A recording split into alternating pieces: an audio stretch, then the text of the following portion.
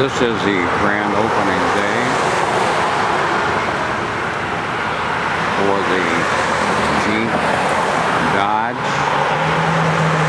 automobile dealership, which is also Chrysler automobile and vans.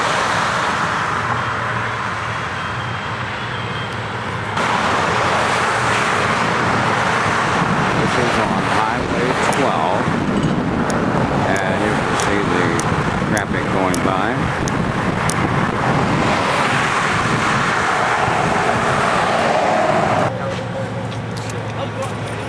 This is a race car. It races all over the United States and is here today for this grand opening.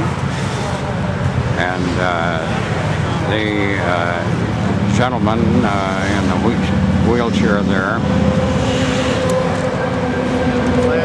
is the one who runs this race car here. You can't go around the other way because they got...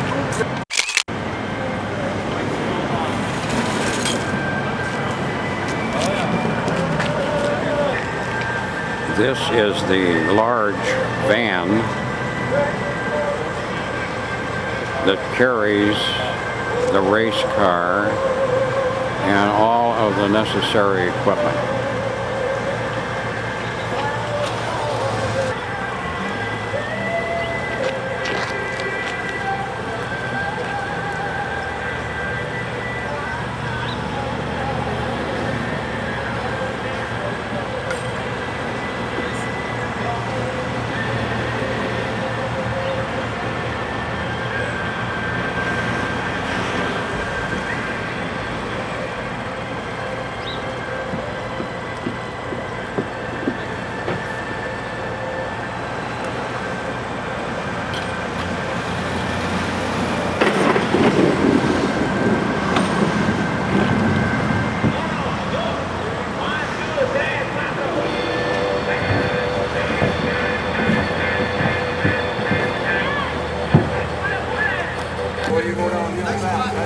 This is another view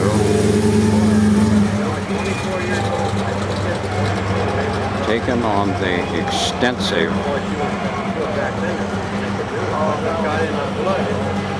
parking lot for all of the new vehicles.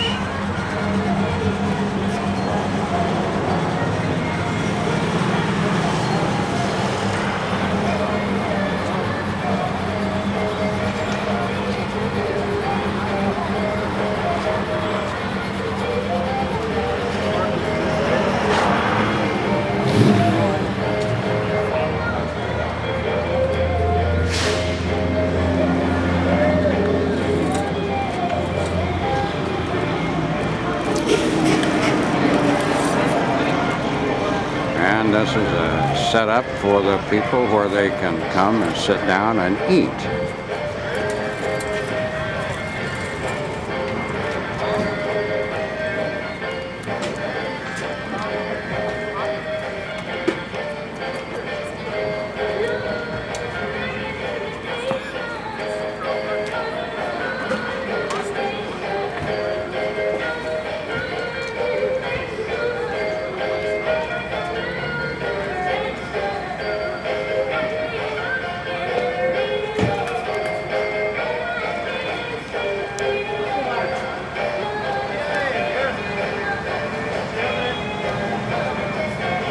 This is where all the food is being prepared for a very gala occasion.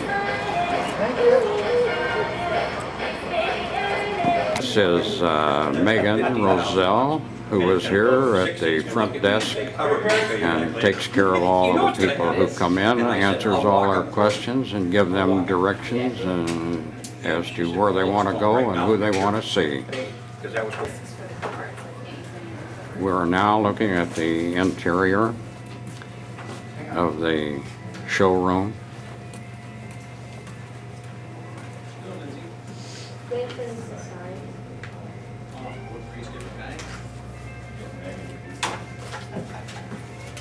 Tea? Yeah. problem. Yep. Thank you. You're welcome.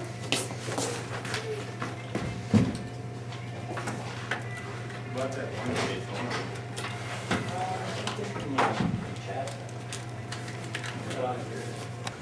This is the entrance to the service section of the building. And we will look at the rest.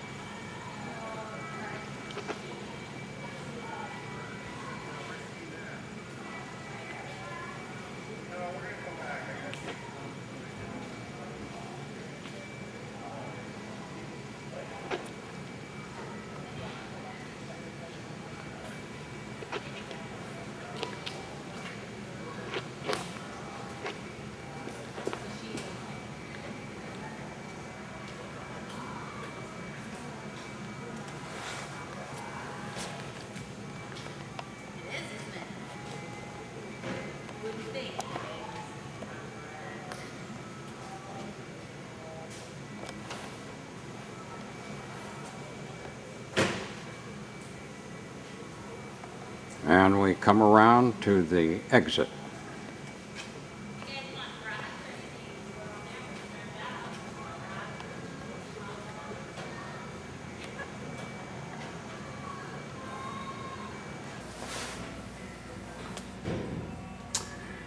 This is one of the new four-door sedans on the showroom floor. Okay. Hello, my name is Tony Donahue. I'm from Delano, Minnesota. I've been a longtime resident of Delano. Grew up here since I was about 4 years old. I've recently purchased Delano Dodge Garage, which has a lot of history in Delano. It's been around for about 38 years. Myself and one partner purchased it here in the end of June, and we're taking it over and trying to build a business and keep the heritage of Delano Dodge alive and well. That's what I'm saying.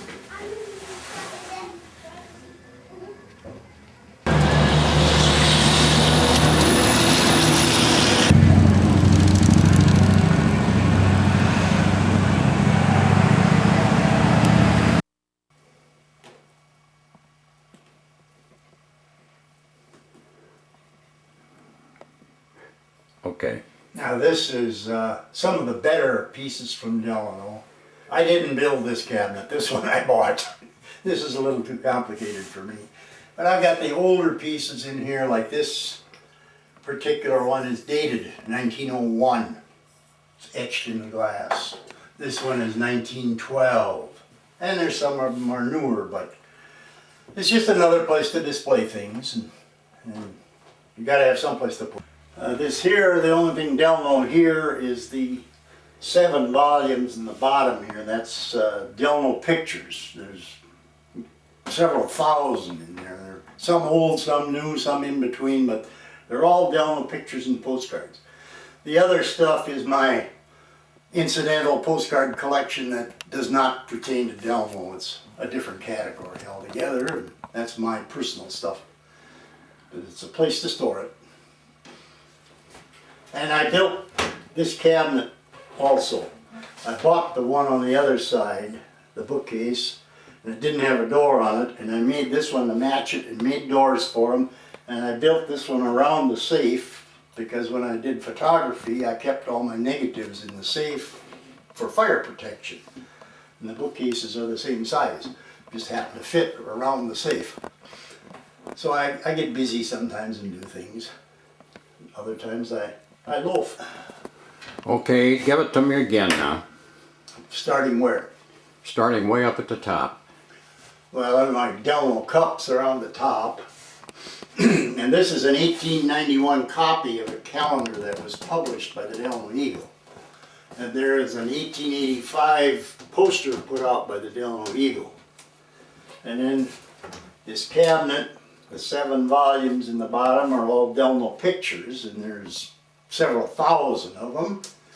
The other stuff here is not Delano related. It's related to me because it's what I collect, but it's not. Okay. Is this where you order stuff?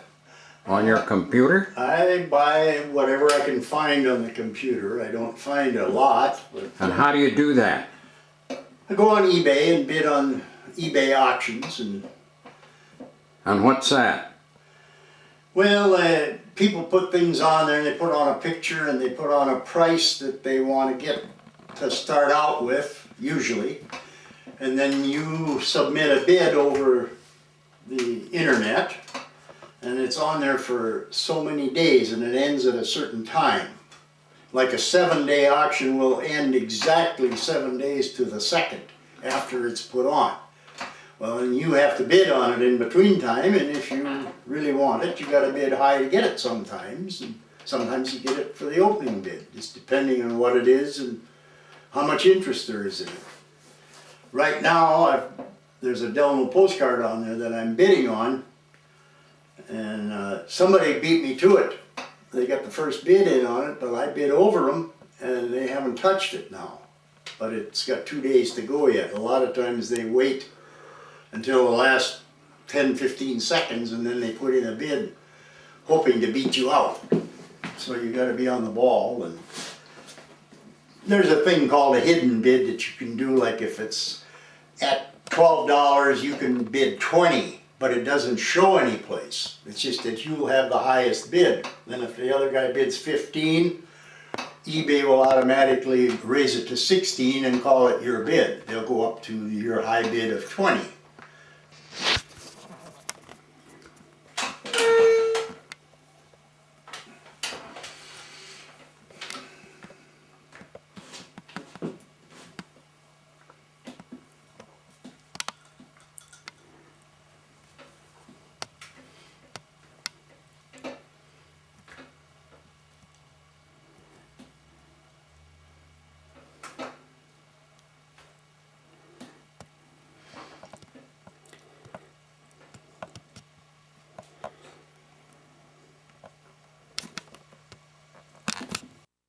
Caught the attention of Channel 2's public affairs program Almanac, and she was interviewed to appear with a panel of guests discussing Minnesota toll roads.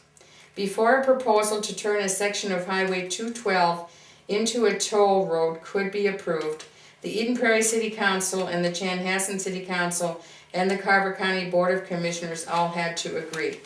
The Chanhassen City Council had already passed it unanimously, and the Carver County Board passed it on a 4-1, Dimler said. The Eden Prairie Council had not voted yet, but did not seem to be opposed to it. The Almanac program raised the public's awareness of the issue, and many people came out to the public hearing against it. We were able to persuade the Eden Prairie City Council to vote it down. A toll road on Highway 212 was defeated as a result. That toll roads anywhere in Minnesota became a non-issue. Working through turmoil.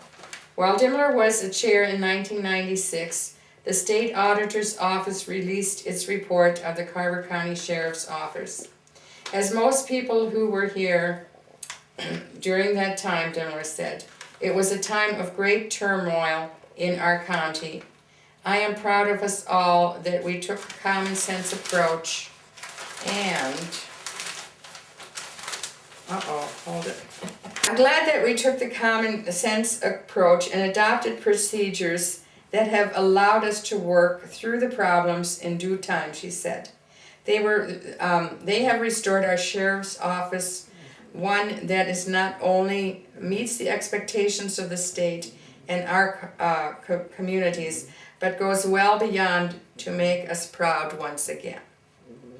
So, in managing the county library growth and planning future needs, Dimler has served as the Carver County's liaison to the Carver County Library Board since taking office in 1993.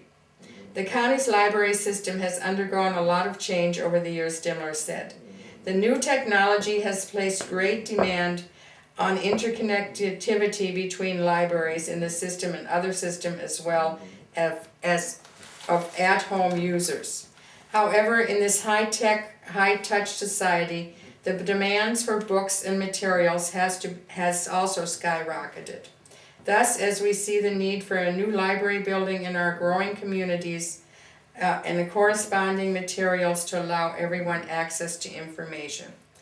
The diversity in our population has also increased demand for foreign language and culture materials. So that was before the internet was born. So I worked on the preliminary stages for the internet. Local issues. She weighed in on several local issues. The Chanhassen Public Library expansion. It's been a long time coming, Dimmler said, about the library's proposed addition. The characters have changed, and it does seem like we're retracing our steps, but it's the process of learning for the new people. We've raised the public awareness of the need. Now it's time for the public to decide, she said. I hope they come out and vote in favor of it. We had a referendum for a new library building. We're so far behind because we haven't kept up, and it makes it harder for us to catch up. For a population of 20,000, our library has not kept pace, and we have hardly had time to keep up with the materials that are in such demands. While computer technology has brought many benefits to library patrons, Dimmler said, the irony is that more computer technology increases the need for staffing rather than decreasing it. While more information may be available, library users need more assistance as a result. And then there's the Highway 101 issue. Dimmler said she'd like to see Highway 101 remain a two-lane highway with improvements for increased safety.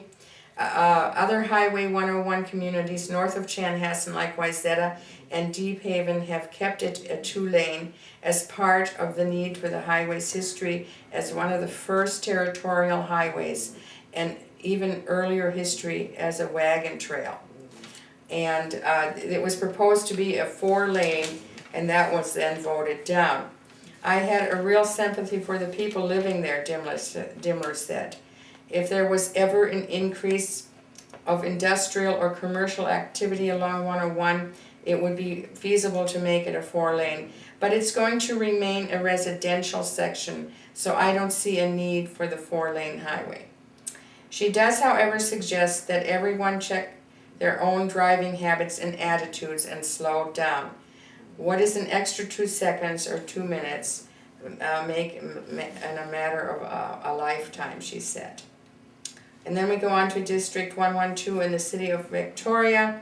This is an example of 2 levels of government that should have had more dialogue to understand and accommodate one another without having preconceived attitudes. The communities are head-to-head, Dimmler said. Both sides have jumped into a conclusion too quickly. That's why it's a blessing that the government process is so slow. It allows time for the viewpoints and all viewpoints and time to weed out ideas that aren't the best in the long run. She also cautioned that it's government's responsibility not to react only to those who are the most vocal. We have to consider how other decisions affect everybody, Dimmler said, and we have to make sure to speak up for those who can't speak up for themselves, like the elderly and the disabled. About the sheriff's office, it's become a long way, Dimmler said. We've got a point where we're meeting the community's expectations, and we've gone beyond fixing things to doing more creative things like meeting with neighborhoods. They've done a great job on working with the communities, being visible and opening doors to work hard together for the safety of the public. And now I'll discuss a little bit about what my public service has done for my personal growth. I've heard it said that yesterday belongs to the past and tomorrow belongs to the future, and today is a gift. That's why we call it the present. Dimmler reflected. She said that she read aloud some thoughts that she jotted down in preparation for her interview. I want to walk in a sacred manner and make an art of life, to attend each moment as though it were the last, and to take each step with a joy and enthusiasm as though it were the first, and to sharpen my awareness of this great universe of ours and fall in love with it all, with it and every person in it. I believe this will transform our world to a greater extent than politics and procedures. After a while, you learn to build your hope on today and the revelations of the moment, as the future has a way of falling apart in mid-flight, and tomorrow's ground is too uncertain for concrete plans. Yet each step taken creates a path for the promises of tomorrow. So I cannot tell you exactly the what, when, where, and how of my tomorrows. I only know that I'm grateful for the lessons and the personal growth you have afforded me in allowing to serve you at this level of government. My hope is that that many of you will stay in contact with me and we can continue to build the friendship and foundations we have laid. Thank you. Hey, hello again, my dear loved ones. I just want to continue now with the biography of my father, Martin Menk, a little bit of history in Germany, and then how we came to the United States, and so forth, so that you'll have an understanding a little bit about the history of pre-World War One, pre-World War II, and World War II, and post-World War II. So my father, Martin Menk, he was born on March 10th of 1908 in a small town in the province of Mecklenburg, Germany. The province was renamed after East Germany. It became East Germany. It was renamed Mecklenburg-Vorpommern. And the family moved to Bülow 2 years after Martin was born. And they lived in a little farming community near the town called Rehna. So if you ever get over to Germany, be sure to look this up. I pray that the names are still the same, but at least you'll have the history. And you can look up the family background there. Martin's father, whose name was Wilhelm Menk, was a school teacher. And he was assigned to the school in Bülow. Now in Germany in those days, that was called the elementary school, or the Grundschule, which is translated into elementary school. And that was really, they went 13 years. They went grades 1 through 9, and then 10 through 13. And Martin's father, Wilhelm, taught both sessions, and he was the groundskeeper then. He was, instead of a salary, he was given a home to live in on a farm, and then they also did the farming. So Martin and his brother and sister Anneliesa, and his brother happened to be Willie also, and Martin was the youngest. They would also work on the farm along with their school duties. So he had a very excellent background in learning how to work and study at the same time and to make something of himself. And it's recorded here that at a very young age, it became quite evident that Martin was above average in his schoolwork, and that although he was only in the grades 1 through 5, he would sit in the afternoon on these sessions for the older classes. And as a result, he graduated from the Grundschule about 2 years prior to his classmates. So then he was able to move on into what then became the Hochschule, which is translated into high school, but it's different than this high school in the fact that they had many courses that they had to learn, and that of course the subjects included math, science, social studies, language arts, and they had to take 3 or 4 different foreign languages other than German, And that's where Martin really learned a lot of his English, was in class in that starting early in his life. And then he also became, one of the things that they had to do, every student had to read and understand the classics in both Greek and Latin. And in addition, they had to be able to translate the Bible from Greek to Latin and to German. So you can understand by doing that that they really got a basis for the understanding of words, especially Latin was the basis of many of the languages that are still in use today. And so he was had a very good understanding of language usage and also math and physics. That was his what he concentrated on.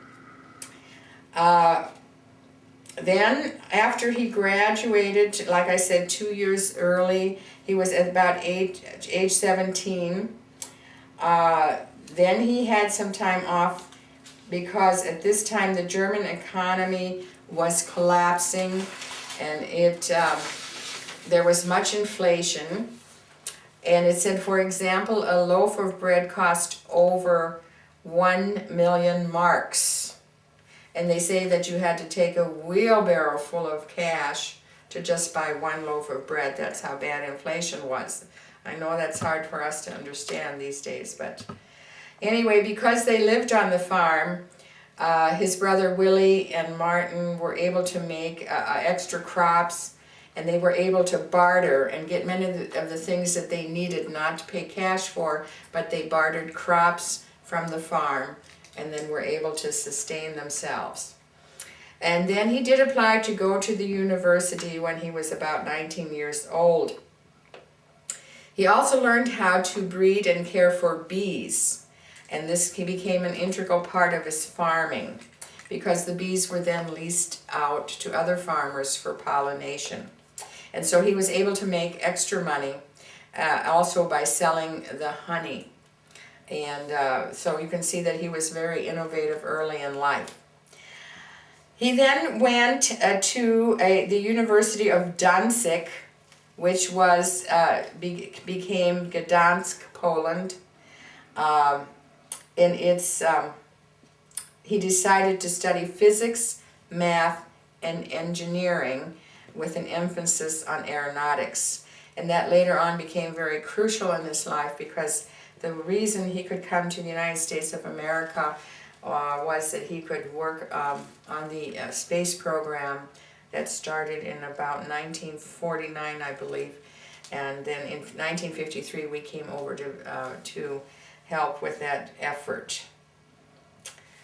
Anyway, then we go on to his meeting. My mother, her name was Irmgard Haupt, and she was from Königsberg, which became a part of East Germany later on. And I really can't tell you what city it is called today. I don't think there is a record, but it is in Russia. It's in Russia today. And they met when my dad was, while he was still a student at the University of Danzig. The political situation became thus that he was recruited into the German Luftwaffe, and he had an interest in flying and had done many glider experiments and so forth during his young life. And as a result of that, he was then recruited as a pilot to test some of the planes, actually for Hitler, who was the German leader during that time. And he had an opportunity also to meet with Adolf Hitler and to debrief how the planes were handling, and then Hitler would decide which ones to mass produce and which ones not. And so he had an integral part in the development of the German Luftwaffe. And there were many planes that made the cut and many that didn't. And later on, one of Hitler's mistakes because the jets were just starting to come out, he was one of the first pilots to test jet planes, and he did debrief Hitler on that, but Hitler thought that jets had no future. Which of course we know now today that that was a mistake. Anyway, my parents, Irmgard and Martin,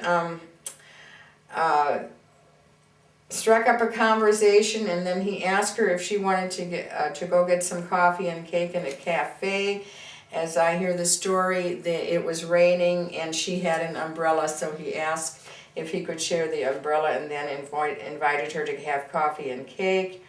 And so at that conversation, then he later on invited her to come and visit him again, which she did. She had some interest, and they only saw each other 2 or 3 times before they got serious, and he asked her to marry. So they were married on June 19th, 1943 in Rena. And many of their relatives were able to make it, but then also those, because it was wartime, there were many that couldn't make it. So, but they had a 3-day celebration, which was typical in those days in Germany, to celebrate for 3 days. And then, of course, right after the wedding, since my dad was in the Luftwaffe, he was assigned to do some missions, and so they didn't spend a whole lot of time together. However, in 1944, my sister was born, so apparently they spent some time together. And he was just thrilled to hear that she was born, and I think he saw her 2 weeks after she was born, but that was great.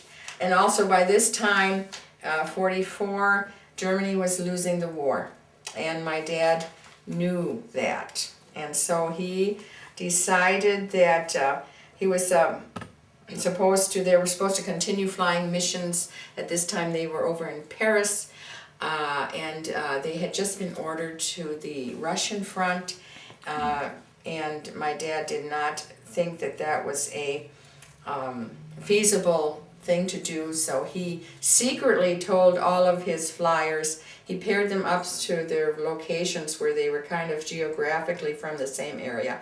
He paired them up, told them to fly the planes as if they were going on the mission, and then said, but fly home instead, abandon the plane, get home, burn it, and then get home. And that is exactly what they all did.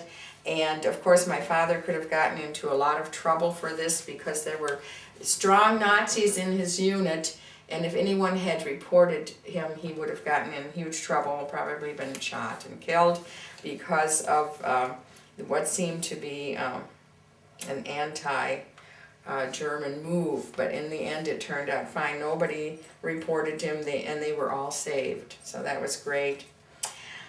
And then in 1946, I came along, and at that time we were already refugees in the area of Hamburg, Germany. When my father, did that last flight, he went and gathered up my mother and my sister, who was very young, less than a month old, and he said, we are going to get out of here because the Russians are coming from the east, and we're going to be in Eastern Territory. I do not want to be under Russian control. We're going to the west, and we're going to take our chances with the Americans, which turned out to be a wonderful decision. Many of our relatives didn't make that same decision, however, and so they remained what later became known as they remained behind the Iron Curtain. And there were 30 years or more of separation where we could not contact our family in what became known as Eastern Germany. And yet we were living in the West, and we were trying to help them. We would send them money, we would send them cards, and each and every time they would get the cards but not the money. So it was kind of a difficult effort to keep up with them. However, as time progressed, I'm going to skip ahead here a little bit and tell you that in 1989, the wall in Berlin came down through miraculous, without a shot being fired, and all of a sudden East met West again. They were reunited, the two Germanys were reunited, and then as early as June of 1990, we went ahead and had a family reunion. My dad was already in his 80s at the time, and we all flew over to reunite with the family. And that was really the first time I had met any of them. But he was, so happy to see everybody that he had known from before. And he actually, all through our lives here in the United States, would always say, I just hope I live long enough to see that wall come down and to be able to see all my relatives again. And that what did come true for him several years before he died. So it was a very, very historic and very magnificent reunion for all of us. Okay, so I came along in 1946, in February 26th, and at that time then we had nothing because my dad, they left everything behind when they escaped from the east to the west. They had to leave everything behind, and they did it actually on some tireless bicycles. My dad had gathered 2 bicycles, and he gave one to my mother and one for himself.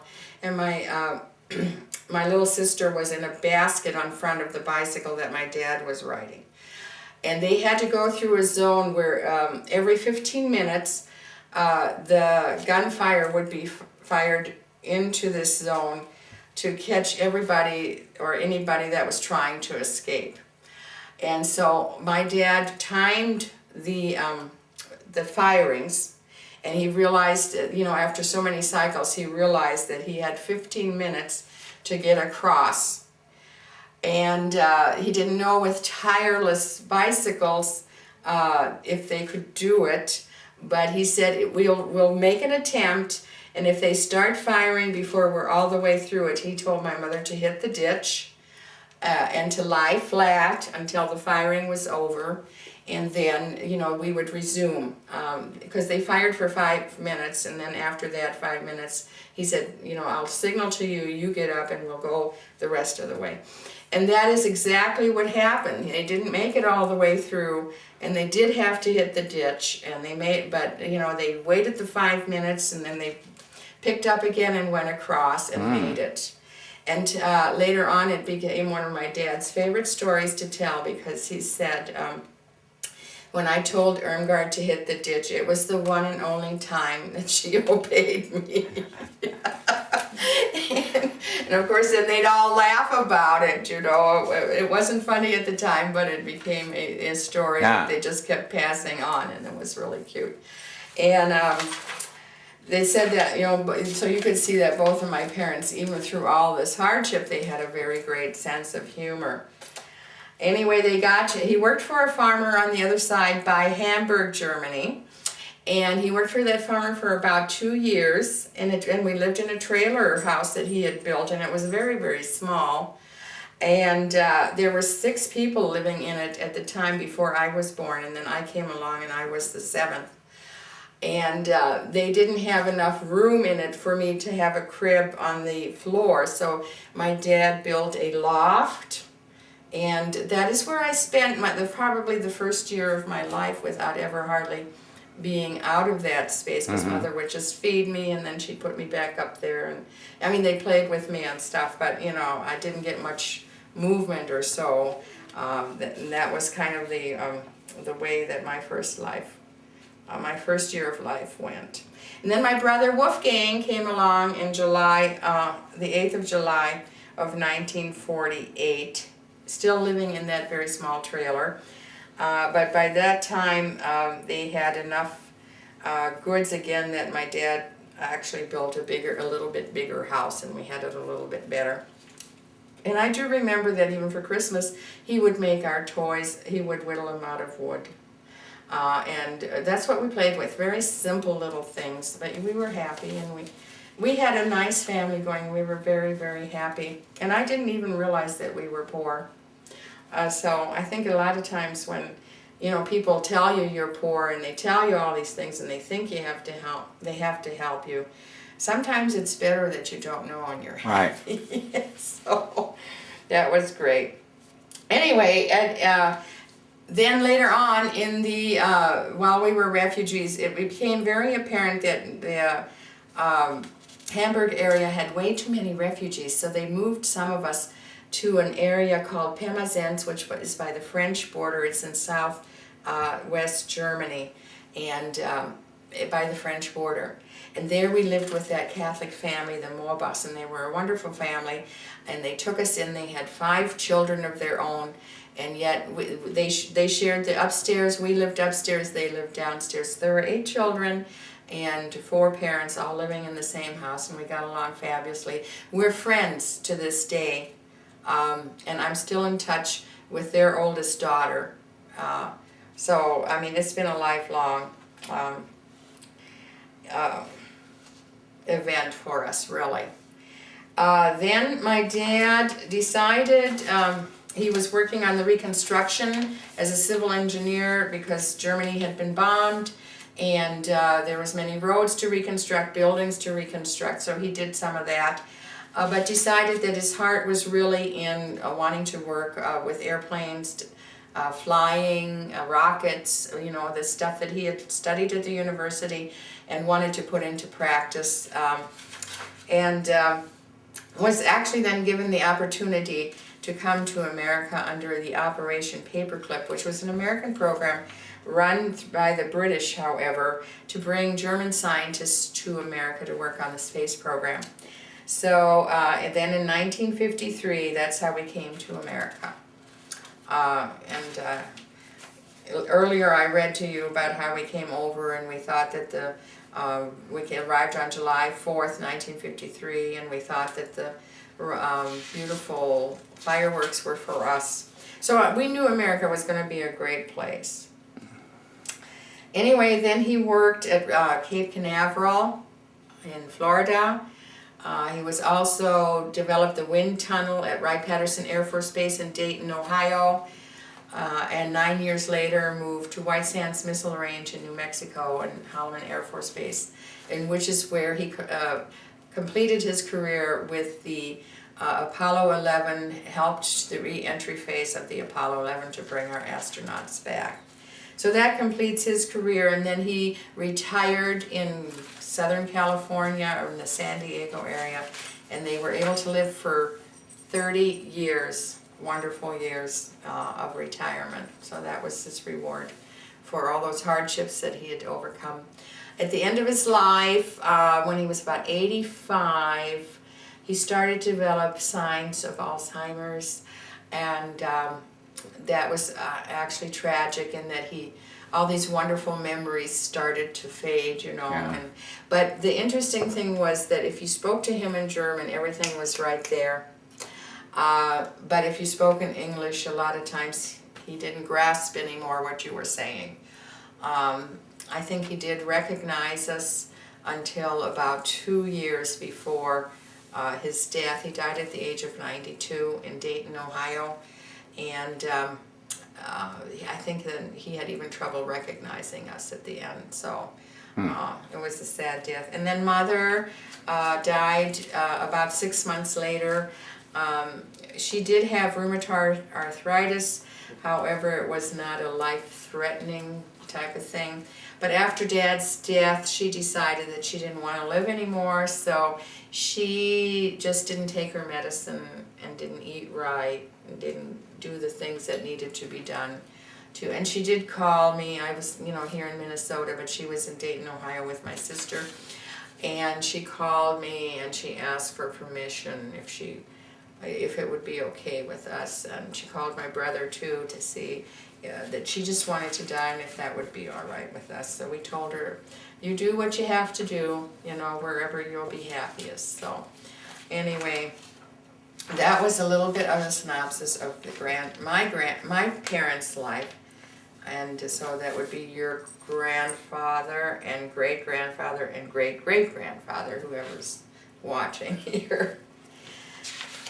Okay, anything else?